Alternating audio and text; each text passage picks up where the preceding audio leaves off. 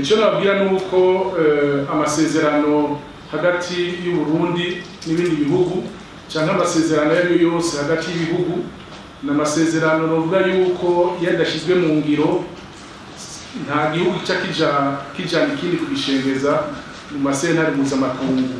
N'amasezerano ahagaze ku kwizerana hagati y'ibihugu. Igihugu cyose kirafise uburenganzira yo guhagarika cyangwa kuvuga ati ndahagaritse ingingo zimwe zimwe y'ayo masezerano. Igihugu rero cya Serbiya ku bwigenge bwacu cyarashoboye guhagarika yuko abarundi batoza baragenda muri Serbiya badafise viza. Si ukuvuga yuko icyo gihugu cyahagaritse yuko abarundi boja muri Serbiya, cyahagaritse yuko kivuga yuko twobwizwa kujayo dufise izo viza. Mugabo ku basanzwe bafise z'amapuro z'inzira z'icubahiro bita passeport diplomatique n'impapuro z'inzira z'akazi bita passeport de service, abo bazoguma bagenda atagisabwe atabizisabwe.